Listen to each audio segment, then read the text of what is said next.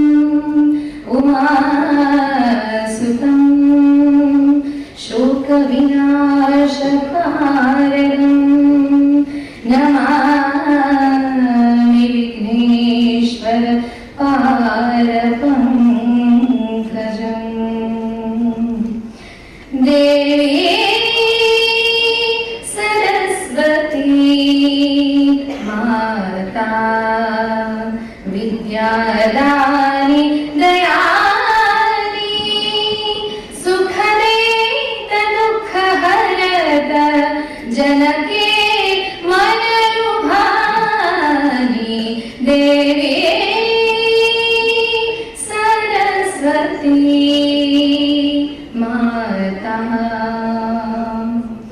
जाके वरद हस्त तुम दीनो ओ बनी सुरलय की खानी जाके जिभा तुम चढ़ी के अमृत शब्द बल से देवी सरस्वती माता सरस्वती शत शत प्रणाम हमारे स्वीकार करो जननी स्वीकार करो जननी देवी सरस्वती माता।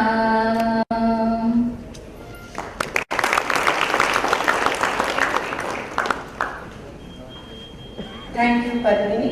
Now may I request Srimati Tejaswini Anant Kumar, Chief Patron and President of Adamya Chetana Trust, to deliver the welcome speech. Ladies and gentlemen, my dear sisters and brothers, Bangalore, which is the science, technology, aviation, aerospace and IT capital of India, is emerging as the health capital of India, owing to its giant strides in the holistic health movement in last 2 decades. Ayurveda is the age-old Indian science of life. With its another limb, yoga is emerging as an alternate health system without the side effects, and they are becoming more popular in both Eastern and Western hemispheres. The timeless Vedantic philosophy of India has inspired people all over the world to lead a balanced life in this modern world of stress and strains. Now a time has come wherein we have to integrate all these 3 disciplines disciplines for the better of mankind: the yoga, Ayurveda and Vedanta, body, mind and soul, the cure for all the 3. And hence Karnataka Sanskrit University, in collaboration with Department of Ayush, Government of Karnataka, Yoga Parignana Pratisthana and Purnayu Ayurvedic Hospital is organizing this international conference titled Traditions of Ayurveda, Yoga and Vedanta, Classical Perspectives and Modern Perceptions. His Excellency Vajubhai Balaji, Honorable Governor of Karnataka, has kindly consented to inaugurate this unique conference. I am most honored to welcome Honorable Governor on behalf of organizing committee to this unique international conference. I welcome you, sir, again.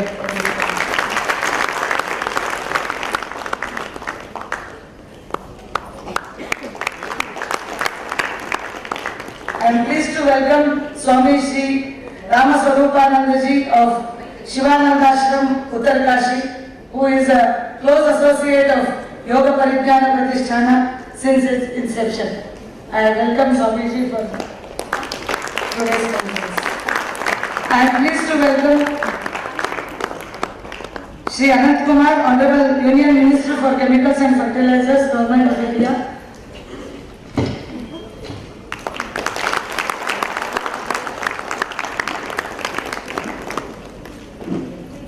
I am pleased to welcome Shri Dinesh Mundura, Honorable Minister for Food and Civil Supplies, Government of Karnataka. Shri Vijay Kumar Gogi, Director, Department of Ayush.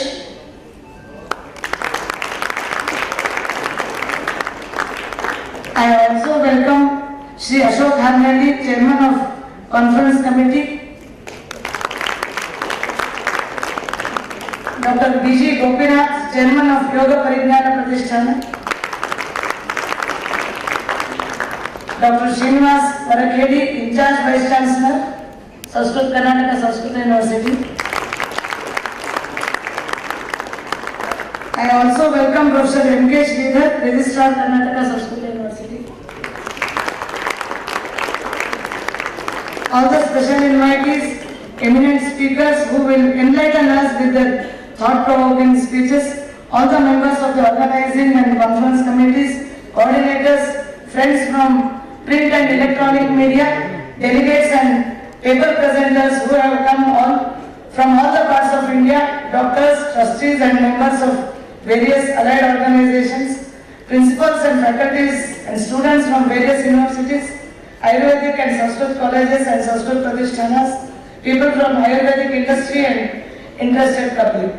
This conference, which is a Trivedi Sangam of 3 streams of Indian knowledge, would shed new light on Indian ethos and disseminate the outcome of this conference worldwide. Hence, I request you to have a wonderful stay in Bangalore. Thank you very much. Dhanyavad.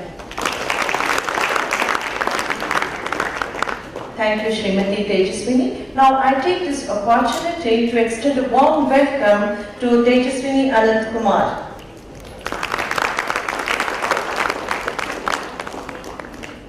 We begin this conference with Professor Srinivas Varkedi, in charge Vice Chancellor of Karnataka Sanskrit University, who will be highlighting the theme of the conference.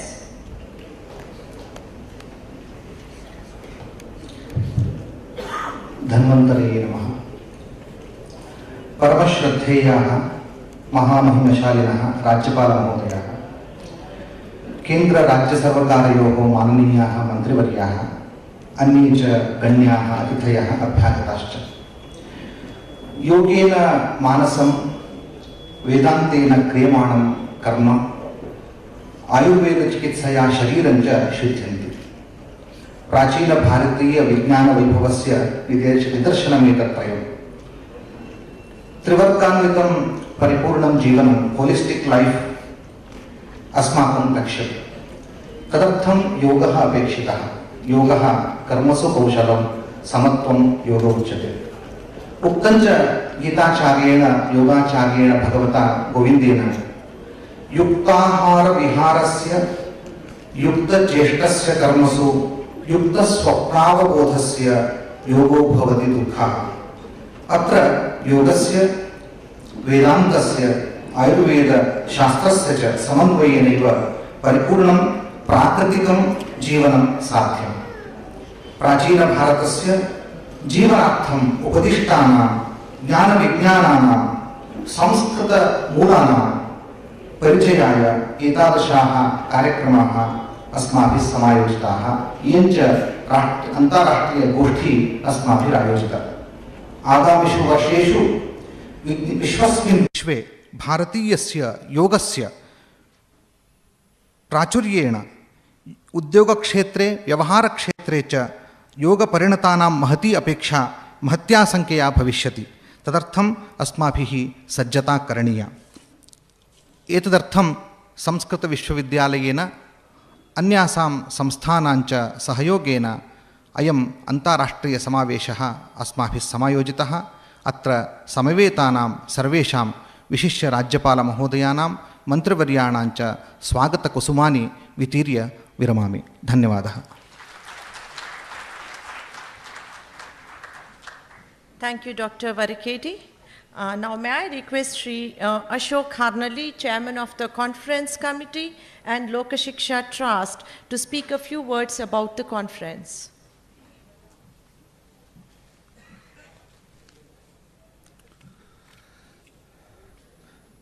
His Excellency, the Governor of Karnataka, Honorable Minister, Mr. Anant Kumar, Honorable Minister Dinesh Gundurao, and all dignitaries on the dais and all invitees.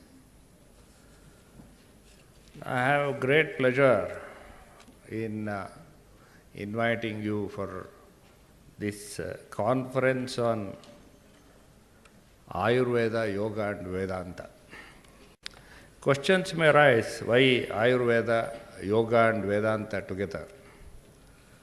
Throughout the world, when scientists were trying to discover different issues in the outside world, it is our rishis who are looking inwards. Man, who is the center of the world, they were trying to find out how did this man think and what is his self. So they went on an internal exploration. Now our Vedas and Vedantas takes us on sacred journey of spiritual exploration.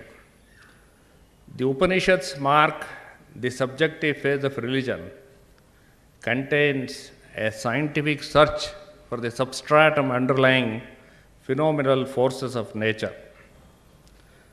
Our rishis were foremost in their age in philosophic reflection in general, psychological reflection in particular. Just now in the Vedagosha, we heard Ishavasyamidam Sarvam Yatkincha Jagatyam Jagat. Now in our Vedas, life is sacred for us. Our rishis said, enjoy life, and they called us Amritasya Putra. But they said that when you enjoy life, you enjoy together with a spirit of sacrifice. This is the spirit behind the Vedanta. And how do we understand these philosophies? Now you have a path laid out before you in the form of Ashtanga Yoga, which deals with Yama, Niyama, Asana, Pranayama, Pratyahara, Dharana, Dhyana, Samadhi. Now here is a way out for you to lead a life. How ultimately you realize you don't need to follow anybody else. You realize yourself is the path laid out by our rishis, which is reiterated by Patanjali, which is barely deals with Chitta Vritti Nirodha. And Chitta being a unification of consciousness and matter, that is a unification of Purusha and Prakriti. The presence of both is necessary for an effective functioning of the world. It's an intangible screen. Chitta is an intangible screen which enables the light of consciousness to be projected in the manifest world. The real secret of its essential nature lives buried in the origin of manifested universe and can be known only on attaining enlightenment. Now what do we have? The third is the Ayurveda. Now ultimately what is the goal of life? Have peace of mind and live happily. Now Ayurveda deals with the science of life, which is given to us in the form of balancing of life energies. Vedanta deals with exploration of self. Yoga lays down the path for such exploration. Ayurveda promotes life energies according to the laws of nature. Now, why do we hold these conferences? Gradually, times are changing, and modern practices are obliterating the classical practices. So, the object of the conference is to highlight the concept of combining Ayurveda, Yoga, and Vedanta, and to protect and preserve tradition of these three major disciplines in present-day situation, where there is a lot of confusion and controversy and manipulation in India and abroad. We hope that all of you will effectively participate, and your participation will go a long way in remembering ourselves of our ancient tradition. Thank you, one and all. Thank you, Ashok Harnally, sir. Now, I request His Excellency Honorable Governor of Karnataka, Shri Vajubhai Valaji, and other dignitaries on the dais to inaugurate the conference in an auspicious way by lighting the lamp.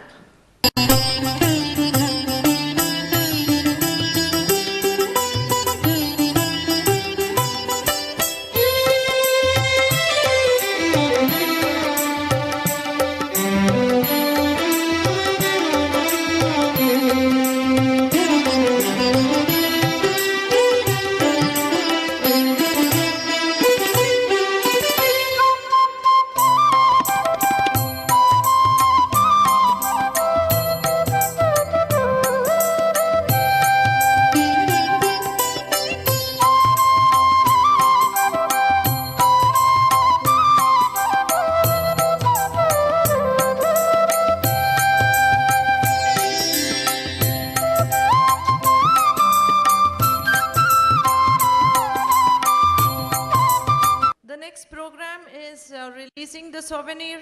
A lot of hard work has gone into it. I'm sure each one of you would appreciate it. So I request the Honorable Governor of Karnataka, Shri Vajubhai Valaji, to release the souvenir.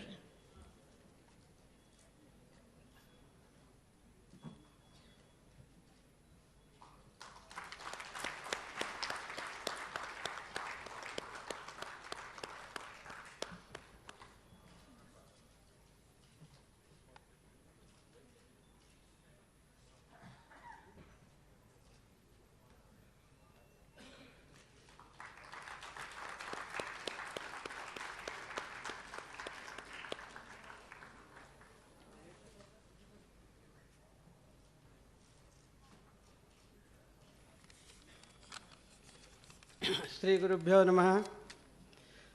Most respected His Excellency, other dignitaries on and off the dais, other invitees, it is my delightful privilege to tell something about us and this conference. Yoga Parijnana Pratisthana, which was established 10 years ago, started an Ayurvedic hospital called Purnayu Ayurveda Hospital for rendering health service both preventive and curative in all specialities of Ayurveda. In commemoration of completing 10 years, decennial is being celebrated by organizing a conference coupled with an exhibition and free Ayurvedic checkup camp service in the same premise today. This is in collaboration with Karnataka Samskrita University and Ayush Department of the State Government of Karnataka. The theme of the conference is originally one of the aims and objectives of Yoga Parijnan Pratishthan from the beginning. Theme being Ayurveda, Yoga and Vedanta in their real perspective and practice. Ayurveda is a health science which Ayurveda consists the term Ayu. The very definition of Ayu, life, is a harmonious combination of physics, senses, psyche and soul. Sharira Indriya Sattvatma Sanyogo Dhari Jivitam. This is the definition of Ayu. Physical Ayurveda being a holistic health science, it not only takes care of physical health, but also mental, spiritual, and socio-cultural health of an individual and society at large. In order to achieve this, Ayurveda uses both yoga and Vedanta. While Ayurveda mainly deals with physical health, yoga is advised to be adopted to maintain mental health, that is second component of Ayu, and Vedanta is advised for the well-being of the soul, that is third component of Ayu. Thus, yoga and Vedanta are complementary to Ayurveda in maintaining holistic health of an individual and mankind at large. Unfortunately, all these three are more often misunderstood, wrongly pursued, than pursued in the right perspective, owing to the wrong propagation by the so-called or self-proclaimed authorities in all the three areas out of their commercial interest. Thus, people are misled to a larger extent. The purpose of this conference is to focus the right perspective in each of these three spheres of wisdom, to create awareness about the positivity and necessity of knowing and practicing holistic health system in the interest of their own holistic health. The scholars in these three areas will discuss in the coming scientific deliberations from this point of view for 2 days and conclude in the form of resolutions recommending the appropriate authorities of the state and central governments for kind consideration and to do the needful in this direction. The Yoga Parijnan Pratishthan assures all necessary technical assistance to frame any project in this direction, to execute effectively on private-public participation basis in the days to come. Thanking you one and all. Thank you. A few words on this very special occasion, Sri Anant Kumar.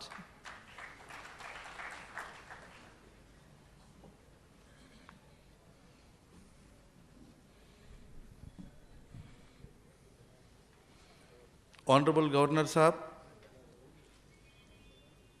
Vajubhai Walaji, my dear friend Dinesh Gundu Rao ji,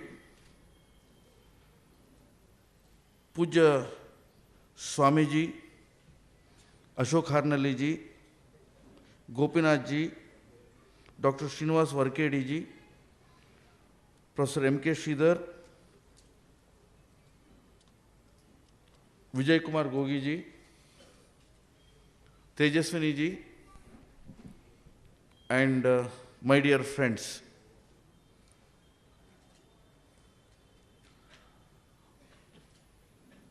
I'm really surprised that Minister for Chemicals and Fertilizers have been called as the guest of honor to this function, this international conference on Ayurveda, Yoga and Vedanta. But at the same time, I'm really happy that though I am not a practitioner of Yoga, Ayurveda and Vedanta, I am an admirer. I want to be a practitioner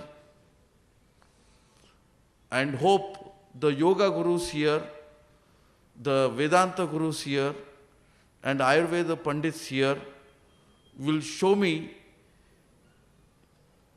the light of the day in future years to come and future days to come. At least this conference has earned one disciple from today. I was musing to myself that in last 5,000 years, there is a huge transformation in India. We have transformed from Yoga Gurus to Google Gurus.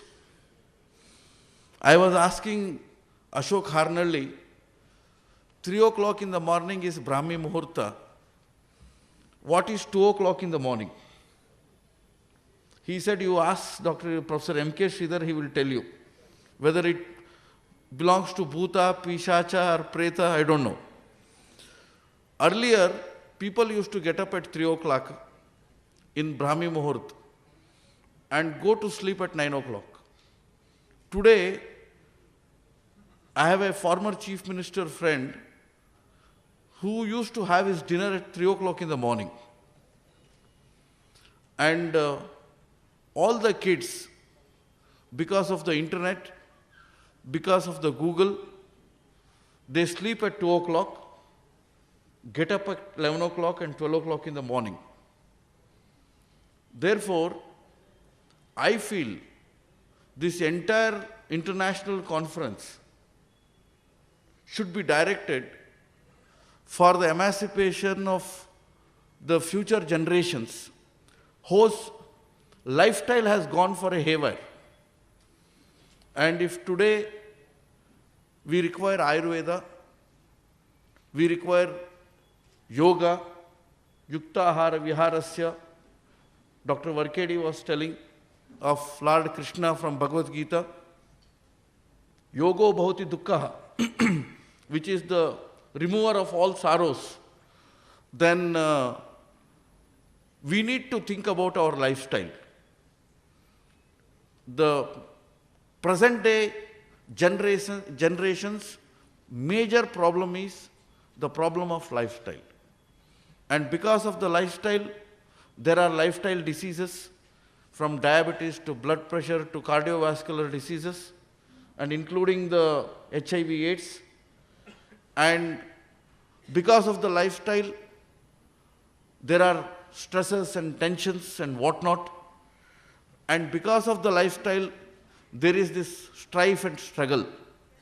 I definitely agree that yoga is the answer, Vedanta is the answer, Ayurveda is the answer.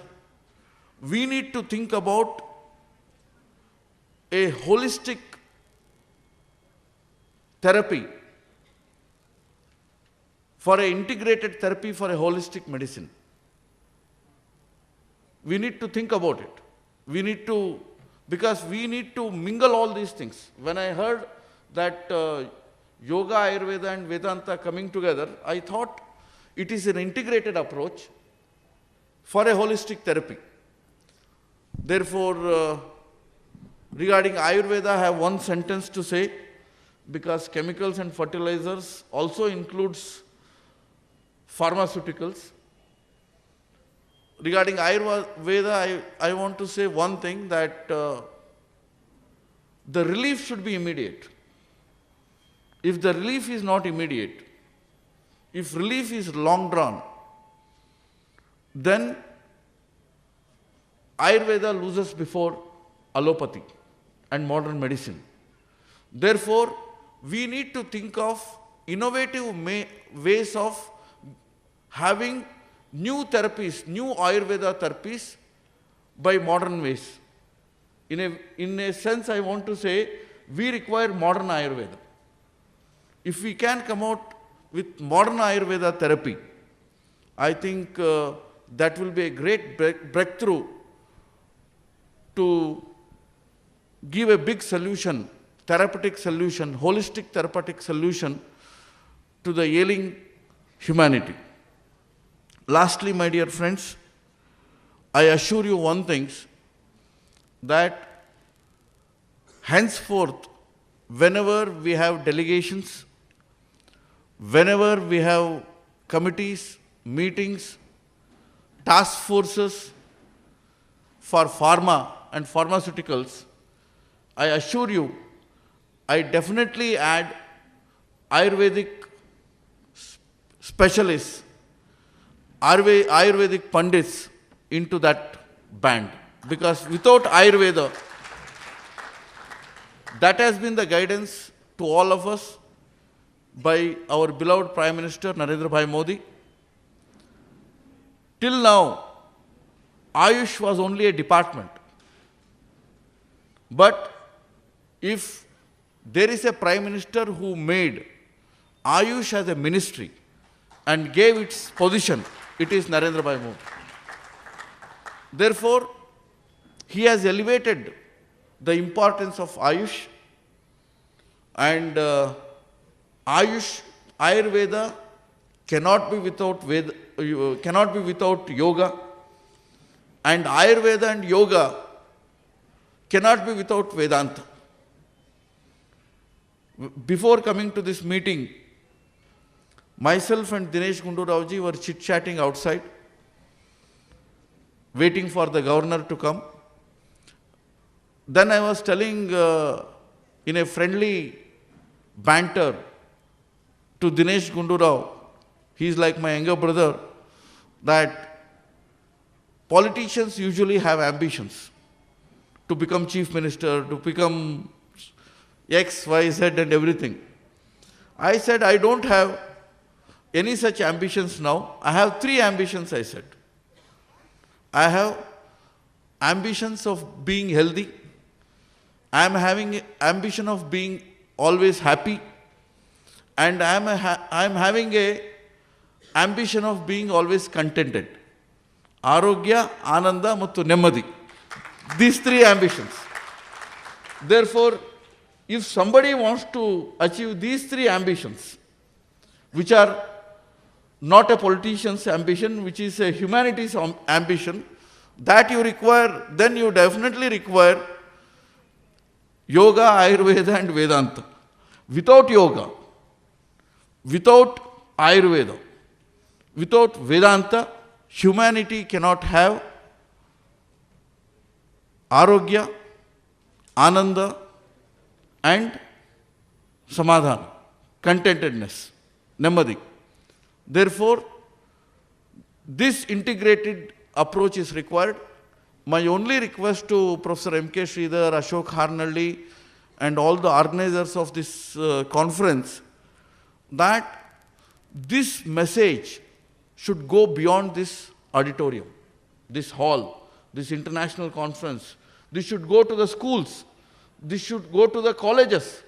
When it goes to schools and colleges, to the new generations, to the younger generations, and impact their lifetime from Brahmi Muhurta to 9 o'clock in the night. Not it starts 9 o'clock in the night and ends with some 2 o'clock Muhurta in the morning. I don't know, Ramchandra Bhatt only should say, before Brahmi Muhurta, what is that Muhurta? Therefore, I can only say it is Internet Muhurta or Google Muhurta. Therefore,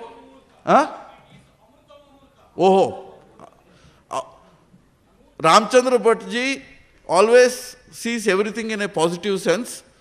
I don't know whether it is Amruta Muhurta or Amurta Muhurta. Therefore, we need to change the lifestyle. And the lifestyle should be based on yoga, Ayurveda and Vedanta. The lifestyle based on yoga, Ayurveda and Vedanta is the future of the country, future of the world and future of the humanity. And may this conference take this message to the youth of the country, youth of the world. Jai Hind, Jai Kannada. His Excellency Governor of Karnataka, Shri Vajubhai Valaji, the Honorable Minister for Chemicals and Fertilizers, Government of India, Shri Anand Kumarji, the Director of Department of Ayush, Shri Vijay Kumar Gogi, Shri Tejaswini Anand Kumarji, Shri Ashok Arnaliji, Dr. M.K. Sridhar, Dr. B.G. Gopinath, and Shri Swami Ramaswarupanandaji, and all the other dignitaries who have come to take part in today's program, this conference on Ayurveda, Yoga and Vedanta, all the delegates and all the media friends. It is indeed a very interesting combination of subjects that has been taken as part of this conference. The Ayurveda, Yoga and Vedanta.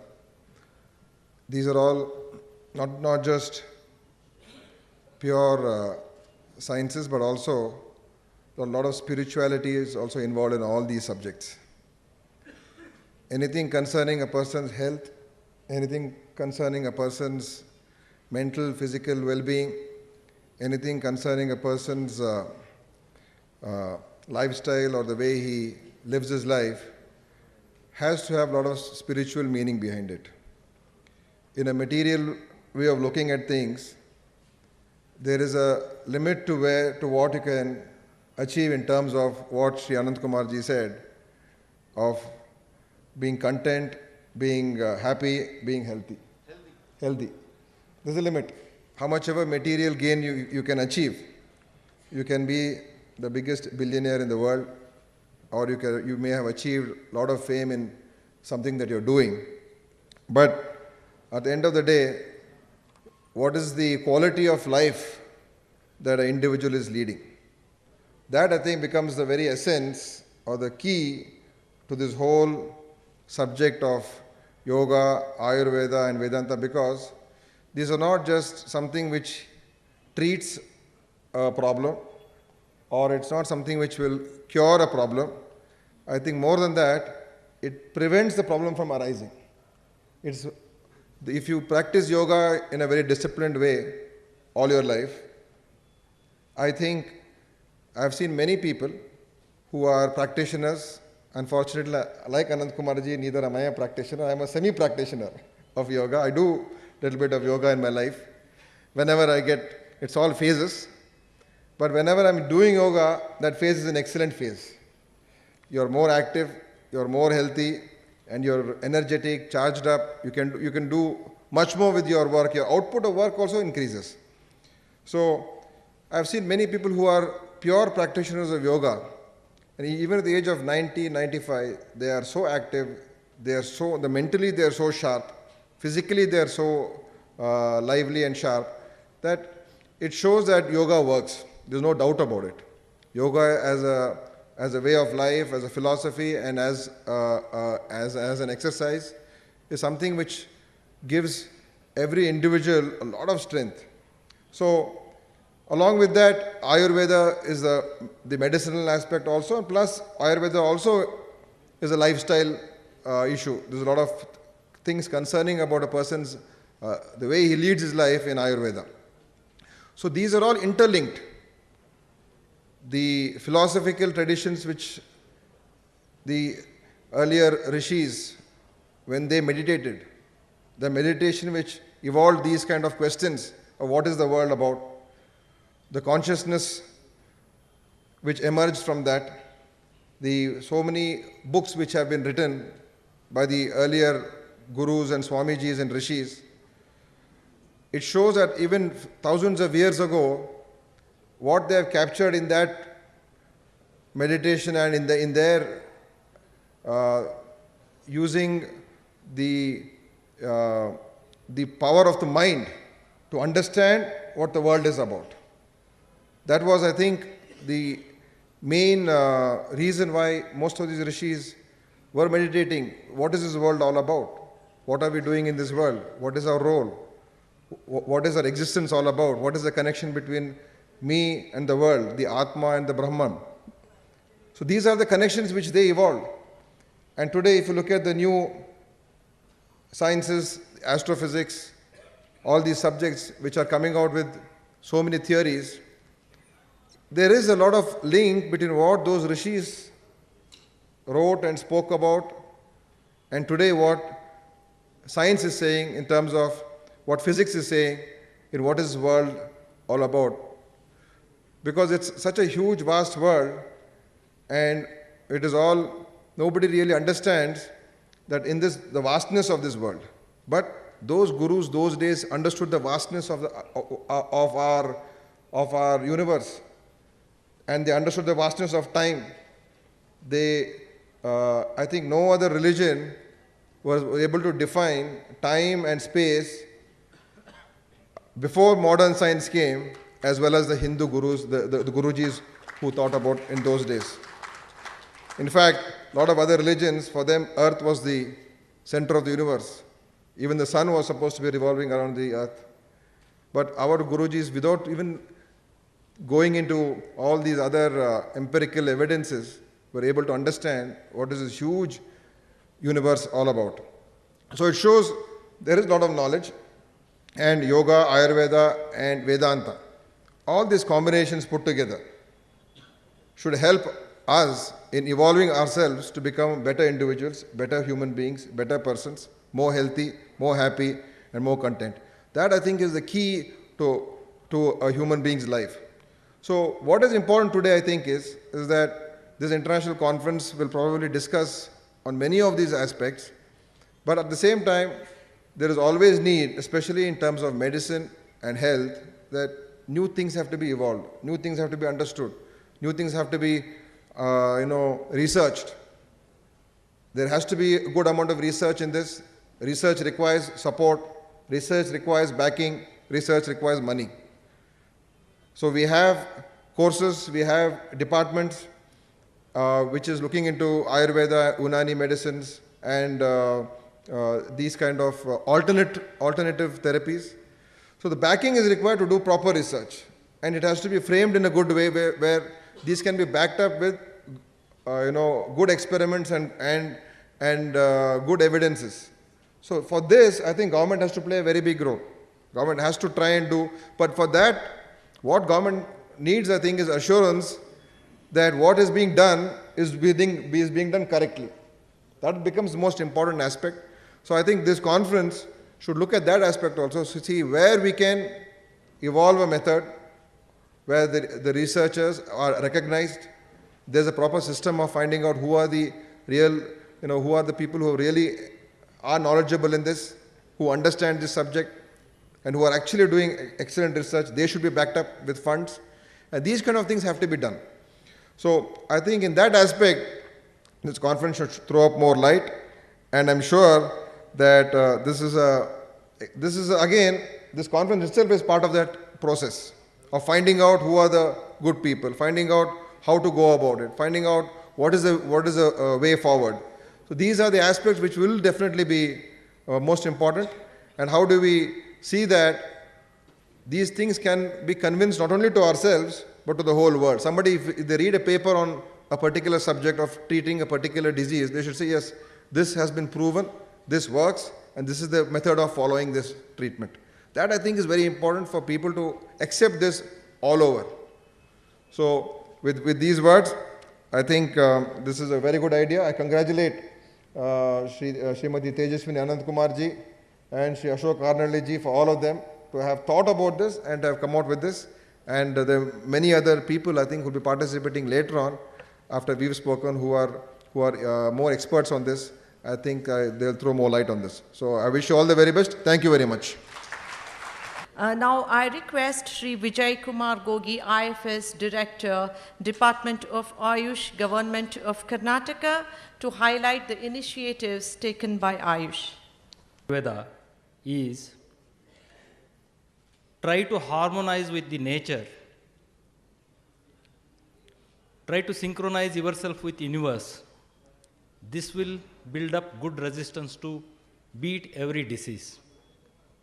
Probably, but for human beings, rest other life forms in the world, they harmonize themselves with nature, they synchronize themselves with universe, and that is how, without intervention of a doctor, they maintain their health throughout their life, they live a successful life, leave their progeny behind, and then get out of this world. Once such is the simple concept, this was probably observed by our Rishi Munis who were living amidst the wilderness of this country and tried to codify that in the form of Veda, Vedanta, Yoga, etc. And probably till Britishers arrived in this country, India was richest country with highest per capita income in the world. That is how it attracted so many colonizers to come and occupy this country. Who gave the health care to India? It was Ayurveda, found by our Rishi Munis by observing wilderness. This Ayurveda became way of life of Indians. As long as it was way of life for Indians, they were healthy, they were productive, they were rich, their per capita was highest. Probably now we are looking at Ayurveda as